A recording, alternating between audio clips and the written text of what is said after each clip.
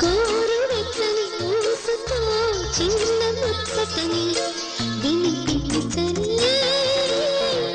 ఆకుపచ్చని ఆశతో